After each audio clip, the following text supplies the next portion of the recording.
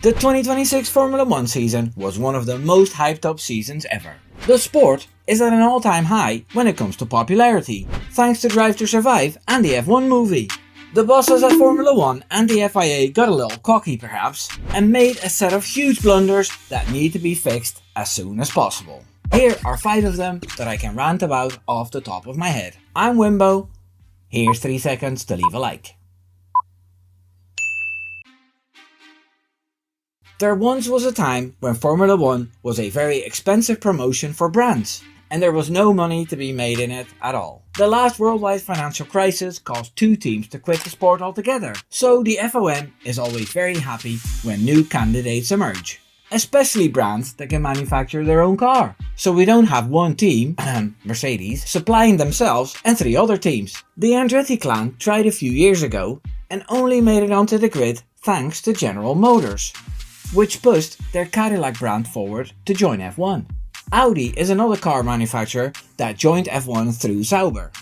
They bought the team and started creating their own engines. The V6 hybrid engines were used in F1 since 2014, and the manufacturers have an incredible amount of data on these engines, especially the MGU-H, which converts heat into energy or something.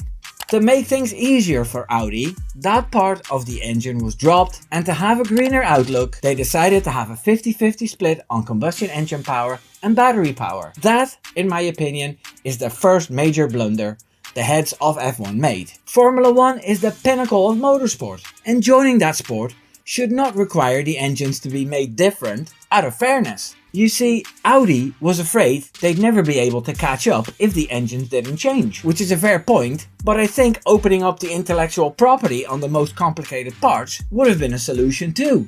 A sport making compromises to allow more teams in for more profit is never a good idea. And I kid you not, the main motivation for more teams was exactly that. More revenue. More interest from other big markets. So these new regulations were put together as Dr. Frankenstein put together his monster. All different parts from different entities, which led to the next blunder. With the promise that Formula 1 will be carbon neutral in 2030, the FOM had the brilliant idea to make a 50-50 split on how the cars are pushed forward. This meant that a huge, complex and heavy battery needed to be fitted inside the car. Where drivers have complained for years that the cars were too big, heavy and sluggish, they came up with this idea. So the new cars are only a little bit smaller and only a little lighter than before. Max Verstappen drove the new car with its battery on the sim in 2023 and came to the conclusion that the car was terrible to drive. At the time, he already warned that at energy-starved tracks, where recharging the battery is difficult, the drivers would have to do all kinds of counterintuitive stuff to get a lap on track. All kinds of difficult rules were written into the regs about how many kilojoules batteries could deploy and generate, and it made driving very artificial for drivers. Nobody was bothered at the time, but everything he said was true.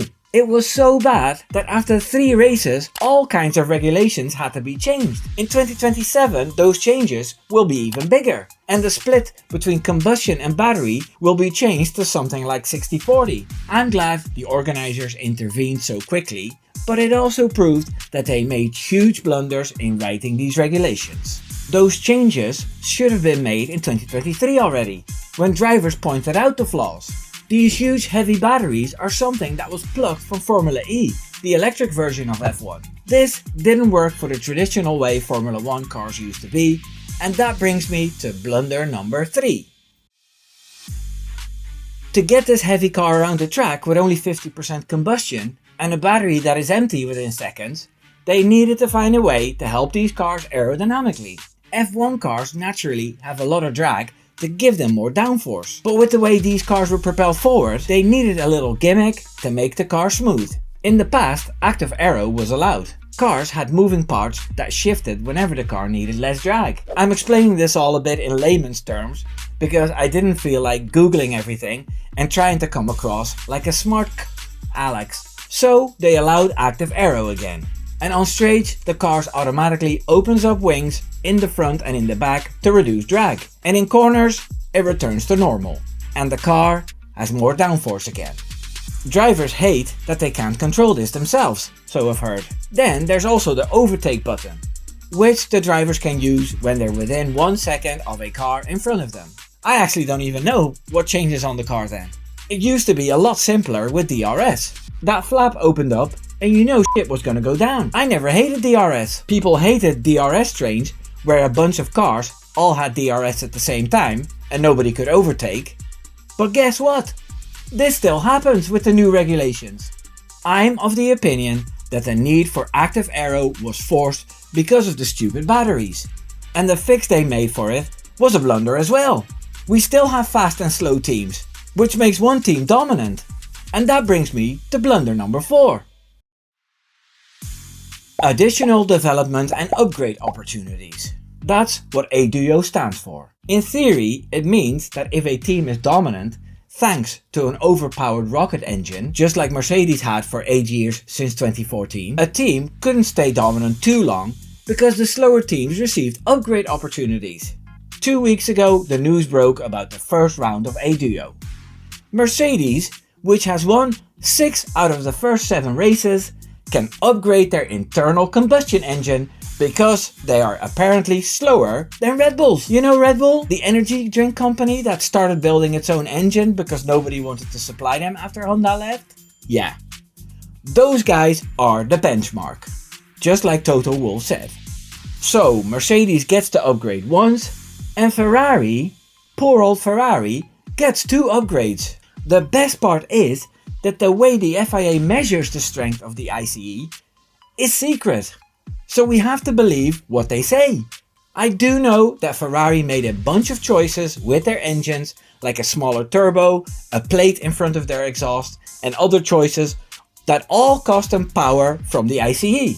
If they upgrade their ICE and drop those measures, they'll be the quickest easily. The game is rigged as f***, man.